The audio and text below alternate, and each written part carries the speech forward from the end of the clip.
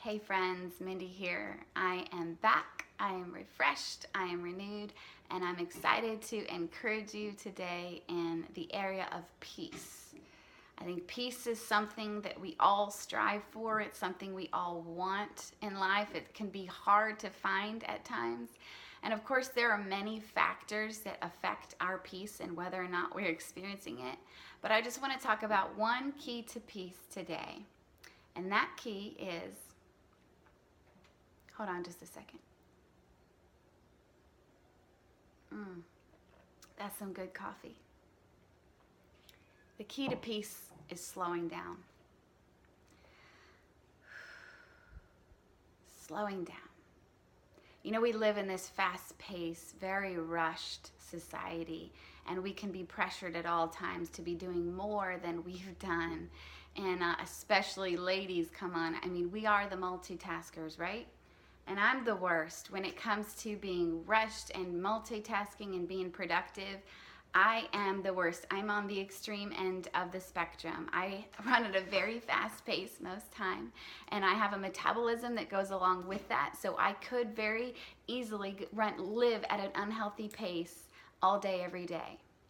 So for me, slowing down is something that I have to force myself to do. You know, I used to pride myself in my ability to do a lot in a short amount of time. I used to feel like that was a valuable thing. I'm good at multitasking. I can get a lot of stuff done in a little bit of time. But I learned in this book that I was reading that multitasking is actually a myth. There's no such thing as being able to actually multitask mentally, because what you force your mind to do when you're multitasking is literally bounce back and forth very quickly between the two activities that you're thinking of. And so your mind isn't actually multitasking, it's just bouncing back very quickly between the two things. So what you're forcing yourself to do is live in a mental state that is not healthy for you. So my fellow multitasking friends, it's time to take it slow.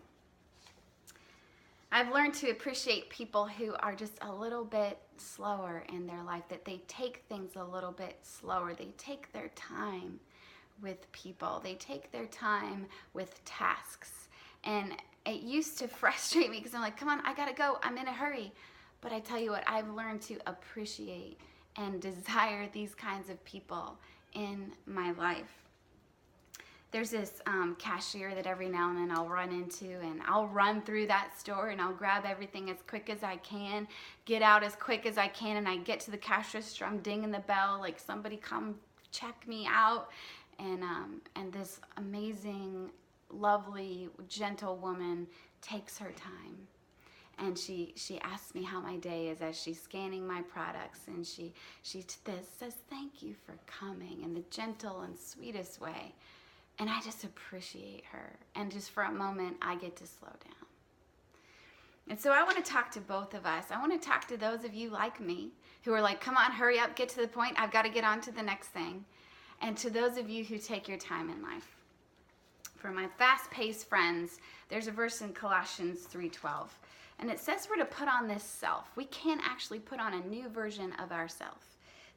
We're supposed to put on compassionate hearts, kindness, humility, meekness, and patience, bearing with one another. Doesn't that sound like a peaceful person? Somebody who has a compassionate heart, and they're kind, and they're humble, and they're patient with you. That sounds like somebody who exudes peace. Colossians 3:23 says we're to, whatever we do, do it with all of our heart. But how many of you know when you're giving a little bit of yourself to everything, you're not giving a whole lot of your heart to anything?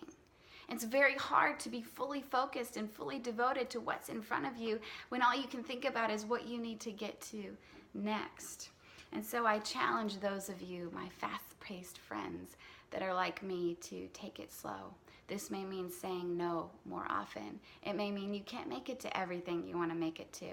And you don't have to have an excuse, and you don't have to lie, and you don't have to come up with something that you have to do to say no. You just say, you know what, I can't make it. And you don't have to do everything just because you can do everything. because it's not healthy. So my fast-paced friends, let's learn to put on this new self who, because you're able to take it slow, you're more compassionate, you're more kind, you're more gentle, and you're more patient with people. And to my friends who have the amazing ability to take it slow in life, I appreciate you. This coffee is a cheers to you. Thank you for being the type of person that when you're working on a task, you're actually there mentally. You're the type of person that when you're talking to somebody, you're listening to what they have to say. You're not thinking about the next thing that you need to do or the next thing you're going to say. You're actually in that conversation. You're doctors and nurses and caretakers and teachers that actually take your time with people. And I appreciate you. Don't ever feel like you need to change to keep up with this fast-paced world, because we need people like you in this world. So to all of you, I hope that whatever you do today, whatever you face, whatever is in front of you, that you can do it with all your heart. Maybe you got a pile of paperwork, man, take it one paper at a time and just do it with all your heart. If you got a pile of laundry, take it one sock after a mismatched sock at a time and do it with all your heart. If you have a child in front of you, take it slow. We don't have to rush. We don't have to get everywhere. We don't have to get all those errands run. Tomorrow's a new day. Take it slow and enjoy whatever's in front of you today. Have an awesome day. God bless.